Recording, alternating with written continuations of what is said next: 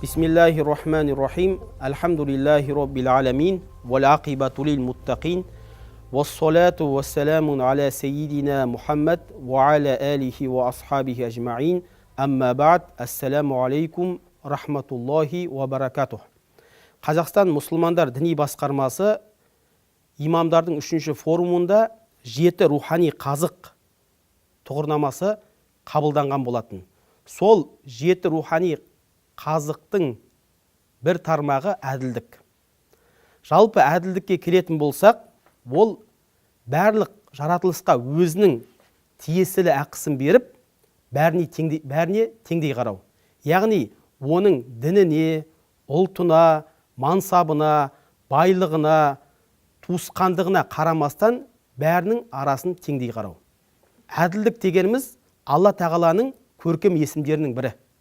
Барлық пайғамбарлардың сипаттарынан. Құранда әділдік сөзі 30-ға жуық жерде айтылады. Сондай-ақ пайғамбарымыз өзінің іс әрекетімен, сөзіменен сахабаларға әділдікті насихаттай білген. Ал әділдіктің тескерісі, антонимі ол зұлымдық. Алла Тағала Құранда айтады: «Инналлаха ла язлиму мисқала зарратин». Расында Алла Тағала ешкімге тозаңның мөлшеріндей де зұлымдық етпейді дейді. Алланың адамзатқа болған әділдігі ол иманды, имансыз деп пенделерін бөлмей, бәріне бірдей рызықты беруі. Сондай-ақ олар тура жол тапсын деп, оларға елшілер жіберіп, кітаптар түсіруі. Және де басқа біреудің күнәсі себепті басқа біреуді жазаламайды. Және де адасқан, қателескен пенделері болса, олар тәубе қылсын деп, қияметке дейін тәубе есігін ашып қойды. Енді бұл әділдік жасау, жалпы әділдік ету, бұл адами құндылықтардың басында тұрғандықтан, және мұсылмандық мінездердің ең маңыздысы болғандықтан, исламда әділдіктің орны өте биік. Жеке адам болсын, қоғам болсын, әділдік болмаса биік шыңдарға шыға алмайды.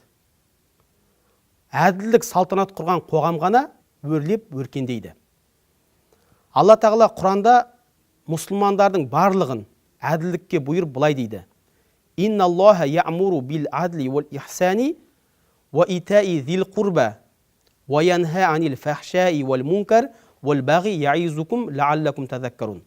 Расында Алла Тағала әділ болуға, және де жақсылық қылуға, және де туысқандарға қол ұшын беруге бұйырады.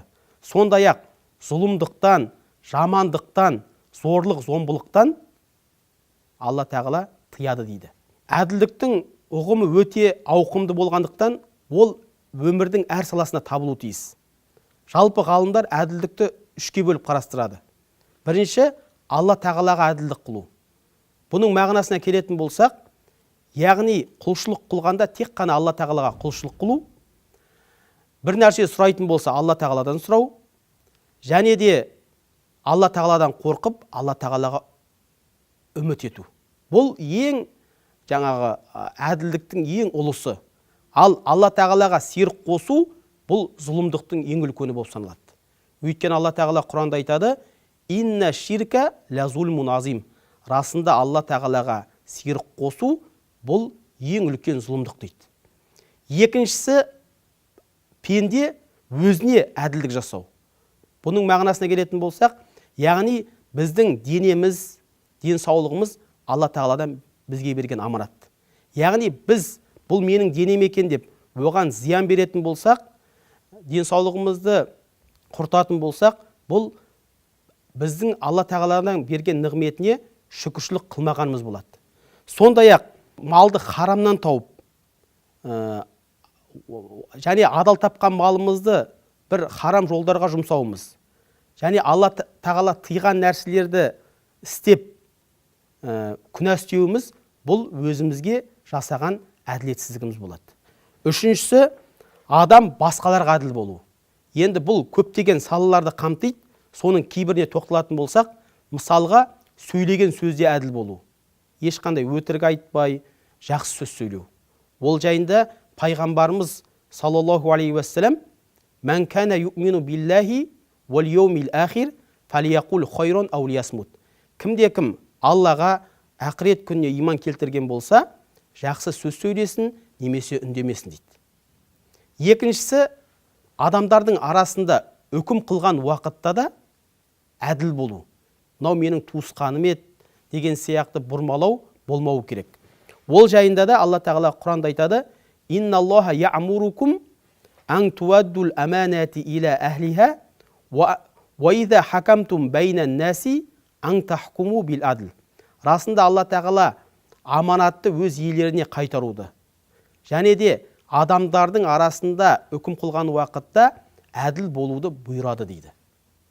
Пайғамбарымыз, оған Алла тағаланың салауат мен сәлем болсын, жеткен хадисте қазилар, судьялар үш түрлі болады дейді. Оның екеуі тозақта, біреуі жәннатта дейді. Жәннатта болатыны, ол өзі біліп, сол білгеніне сай әділ үкім жасаса, ол жәннатта дейді. Екіншісі, үкімді білмей тұрып, теріс үкім шығаратын болса, ол тозақта дейді.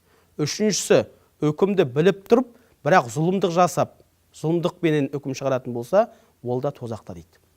Сондай-ақ бұл әділдік, бұл біздің жанұямызда да, балаларымыздың арасында да әділдік қылуымыз болуы тиіс нәрсе. Мысалы, балалардың арасында да әділдік қылған уақытта біреуін басқаларына қарағанда қатты жақсы көріп, немесе біреуіне сыйлық әкеп беріп, басқасына әкелмеуді, бұл да балалардың арасында әділетсіздік болуын алып барады. Пайғамбарымызға саллаллаху алейхи уассаламға бір кісі келіп, бір қыз бала келіп, менің әкем баласына осындай сыйлық әкеп берді, бірақ маған әкелмеді дегенде, пайғамбарымыз сол сахабидан сұраған: сен бәріне сондай сыйлық әкелдің бе деп. Сонда ол жоқ деген уақытта Алла тағаладан қорқ, балаларының арасында әділ үкім қыл деген. Бұл жаңа айтқанымыздай, бұл әділдіктің бұл дүниедегі пайдалары болумен қатар, оның ақыретте де пайдалары көп. Алла тағала Құранда айтқанындай, Алла тағала өзі әділ пенделерін жақсы көреді деген. Және де пайғамбарымыз, оған Алла тағаланың салауаты мен сәлем болсын, әділ пенделер қиямет күні нұрдан болған минбарларда отырады деген. Алла тағала айтқандай, пайғамбарымыз саллаллаху алейхи уассалам айтқандай, баршамыз әділ болуымызды, және де Алла тағаланың жақсы көретін пенделерінің қатарында болуымызды, сондай-ақ пайғамбарымыз айтқандай, қиямет күні нұрдан болған минбарларда отыруымызды Алла тағала баршамызға нәсіп етсін. Ва ахиру дауана анил хамдулиллахи роббил аламин.